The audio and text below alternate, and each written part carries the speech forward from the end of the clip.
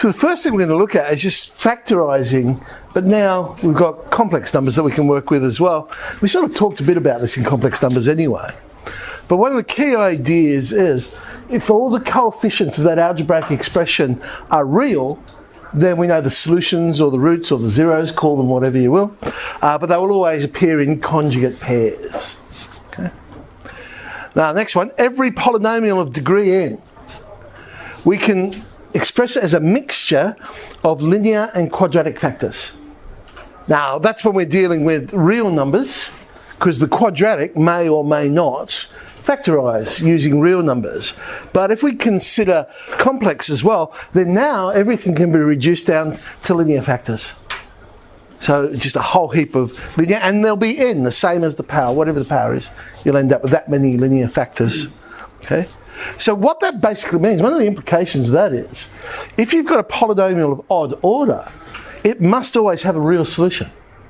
Because if they're going to appear in pairs, well, you can't do that with an odd number. So you know straight away, if you see an odd polynomial, there has to be a real solution to this. Very basic one, x squared plus 2x plus 2.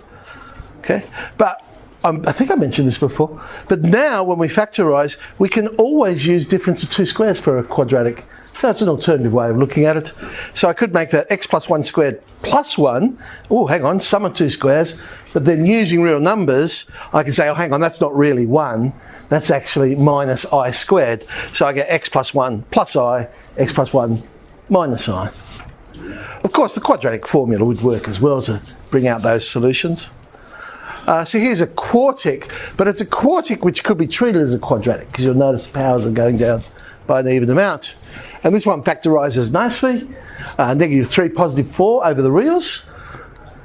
Now, over the reals, the z squared minus 3, that's fine. I can go z plus root 3, z minus root 3. Z squared plus 4, I would just leave it there. So if I was looking for real solutions, then I'd only have the root 3 and the minus root 3. So that's if we were doing it over real numbers. If it was over complex numbers, then the z squared plus 4 could now become z plus 2i, z minus 2i, and I could find all of those solutions as well. So over the complex field, there's our 4 solutions, plus or minus root 3, plus or minus 2i as well. Okay, remember our factor theorem, very useful. If x minus a is a factor of the polynomial, then we know that when we substitute in a, we should get 0. And if it's not monic, then I go ax minus b. If I want that to be a factor, then what I'm looking for is b divided by a. So b divided by whatever the coefficient of x is. So let's try and factorise this cubic. So cubic, so straight away I know there is a real solution.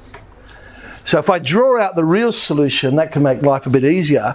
Now, the last number there's 5, which is prime, so that's nice. So it's either going to be 5 or 1, but it's not monic, so it might be 5 on 2, or negative 5 on 2 for that matter as well. Now, logic says to me that if these are going to appear in pairs, and the coefficient of the leading term is 2, it's going to go with the real solution, not the imaginary solution. That would be the more logical explanation, because remember the imaginary ones will be in pairs. So unless it happened to be root 2x and root 2x, I suppose fair enough, that would expand out, but it seems more logical. So it's cubic, so hence I'm not going to try 1 or 5, I'm going to try minus a half, because as I say, logically that 2 is going to go with the real solution. Well, what do you know, it turns out to be 0. That was a lucky pick, hey? Okay, so I now know 2x plus 1 is a factor. Then by inspection I can look at it, remember, leading term times leading term gives you leading term, constant times constant gives you the constant, and then you can just work out the middle term. So the other one's x squared minus 2x plus 5, multiplied together give 5, add together give negative 2, no, it's not going to work. So I'll do it by completing the square. So x minus 1 squared plus 4, so I'll get x minus 1 minus 2i, x minus 1 plus 2i for the other 2 factors there. Right, so this time I've got a quartic. So there's not necessarily a real one, however, they have told me that there are. because they've said there's two rational ones. And remember, rational and irrational only refers to real numbers. So I know there are two real solutions here. Find those and then go factorise completely. Okay, I could try 3. Well, again, nice. 3 is a prime number. So I could try 3, 1 and the negatives. I've got 4 out the front though. So it could be over 2, could be over 4. So logically, let's pick a half. That would be an obvious one to pick. Oh, it works. What do you know? There we go. That was good. So I now know that 2x minus 1 is a factor. Okay, I'll work out the other factor. Again, I'll do it by logic. Leading term times leading term. So I know it's 2x cubed. Constant times constant. I know it's plus 3. I just got to work out the missing ones in there, the x's and what have you. All right, so anyway, 5x we've ended up with. So now I can work out the x squareds. It turns out to be plus 5x squared. So, now it's a cubic, so there's still another real solution in there. Oh, gee. Prime number, again, I could do 3 and 2, but gosh. Yeah, minus 3 on 2, that's logical. Yeah, we'll go with that one next. Oh, that worked. That's 0, that's good. So 2x plus 3 is a factor. I found the two rational zeros. Which is the first thing it asked me to do. Now I keep factorising. So it's 2x minus 1, 2x plus 3. I mean, you might find it easy to expand it out.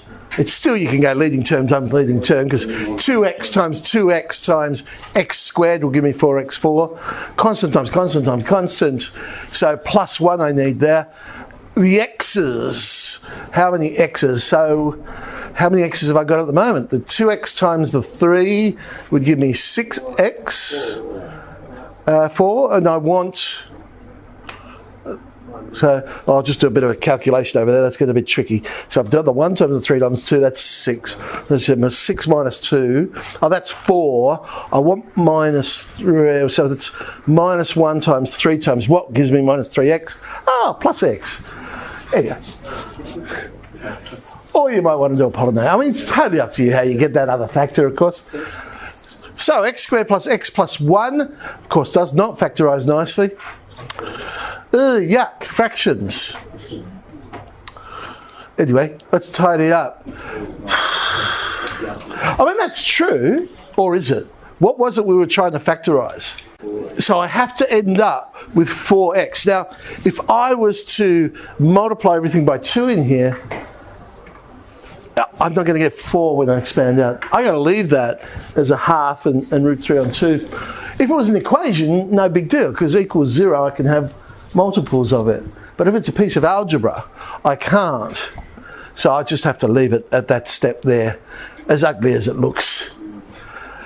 Okay, in our Cambridge, just a handful there to start off with. Welcome back.